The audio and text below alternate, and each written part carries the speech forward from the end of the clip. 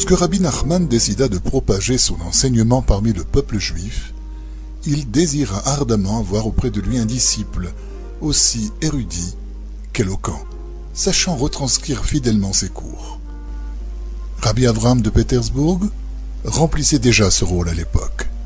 C'était un bon disciple qui comprenait bien les enseignements, mais son langage n'était pas accessible à tous. Rabbi Nachman se mit à parler d'une âme nouvelle qui venait de descendre pour la première fois dans le monde.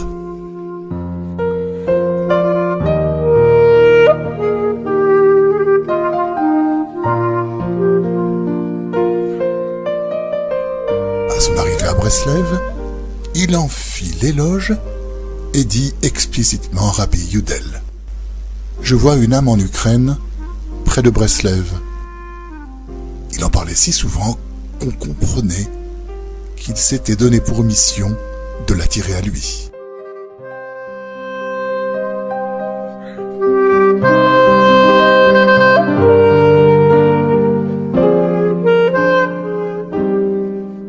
Bien qu'il eût beaucoup de disciples de grande valeur, il n'avait pas encore trouvé celui qui remplirait un rôle comparable à celui de Josué envers son maître Moïse. Ce disciple particulier devrait non seulement comprendre tous ces enseignements, mais être à même de les retranscrire ensuite. Il fallait un être exceptionnel, doté d'une grande érudition et animé de la crainte de Dieu. Il savait, par inspiration divine, que cet être si doué ne se trouvait pas très loin et qu'il ne tarderait pas à se manifester.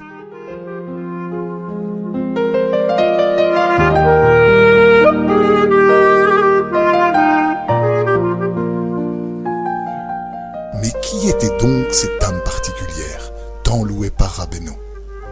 Cette âme appartenait à Rabbi Nathan, né à Nemirov le Shabbat 22 janvier 1780, jour de la fête du Nouvel An des Arbres. Vivant au sein d'une famille aisée, il eut tout le loisir de se consacrer entièrement à l'étude de la Torah. C'était un élève studieux à l'école, mais si l'étude du Talmud consiste à clarifier scrupuleusement chaque point, lui ne recherchait que la simplicité.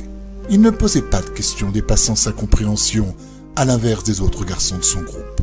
Ceux-ci, dans le but de briller, n'hésitaient pas à développer des arguments complexes jusqu'à s'éloigner de la signification réelle du texte. Rabbi Nathan disait « Que faire si je n'ai pas de questions ?» Son maître louait cette approche directe en ces termes « Je préfère la compréhension simple de Nathan aux questions confuses des autres garçons. »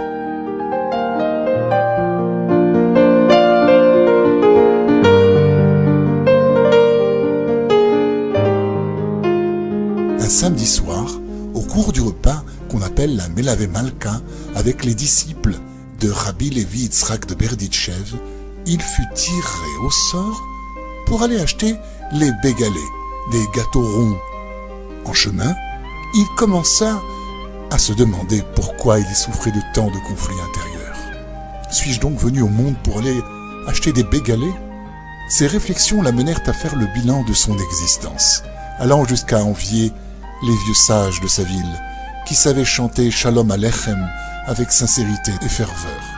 Son désarroi était si grand qu'il oublia même pourquoi il était sorti. Plein d'amertume, il entra dans une synagogue.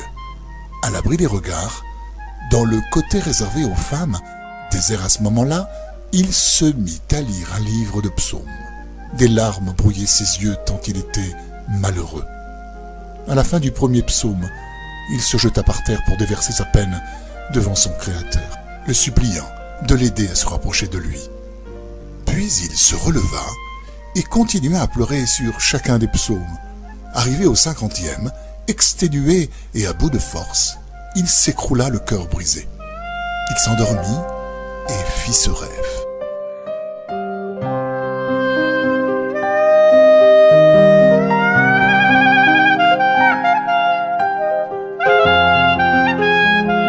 Il était devant une grande échelle dont le sommet atteignait les cieux. Il se mit à gravir les barreaux lorsque soudain, il trébucha et tomba. Il Il se reprit et remonta plus haut cette fois-ci, mais retomba encore. Il persista dans sa tentative, mais arrivé très haut, il lâcha prise. Il ne perdit pas courage et recommença son ascension jusqu'à atteindre la porte du ciel. Cette fois encore, il chuta et se retrouva au plus bas. Brisé et désespéré, il ne se sentait plus la force de recommencer. C'est alors qu'apparut un jeune homme qui l'encouragea par ses paroles. « Grimpe, mais tiens bon !» Il se réveilla. Il était certain que ce rêve lui était envoyé du ciel et qu'il avait une profonde signification.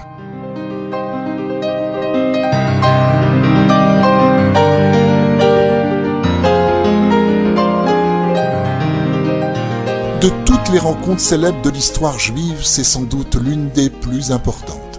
Lorsque Rabbi Nathan pénétra dans la maison de Rabbi Nachman, il fut saisi d'une crainte immense. Puis en voyant Rabbeinu, la première fois, il fut très surpris de retrouver le même visage qui lui était apparu en rêve dans la synagogue de Berditchev et l'avait si bien encouragé en haut de l'échelle. Rabbi Nathan fut en outre rassuré de voir dans cette maison les bougeoirs traditionnels d'argent, car Rabbi Nachman ne se différenciait en rien par sa manière de vivre de celle d'un tzaddik de son époque. Il était accompagné de Rabbi Naftali, le premier jour où il rentra dans la maison de Rabbeinu. Ils évoquaient avec Rabbi Nachman leurs ancêtres. Rabbi Naftali était le petit-fils du Rav de Skol et de Rabbi Levitch, ascendant illustre.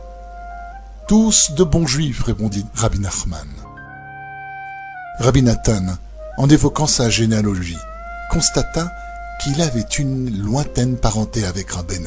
Il était le gendre de Rabbi David Zvi, dont l'une des 7 sœurs avait épousé en premières noces Rabbi Nachman Oredenka, grand-père de Rabbi Nachman. Ce dernier était son petit-fils, issu du second mariage avec la sœur de Rabbi Yitzhak de Drovitch. Rabbi Nathan était donc apparenté à Rabbi Nachman par Rabbi Nachman Oredenka. Se tournant vers eux, Rabbi Nachman dit alors « Je ne suis plus seul maintenant. N'y a-t-il pas longtemps que je vous connais ? Seulement, nous ne nous sommes pas vus face à face pendant une très longue période. Nous en avons maintenant l'occasion. »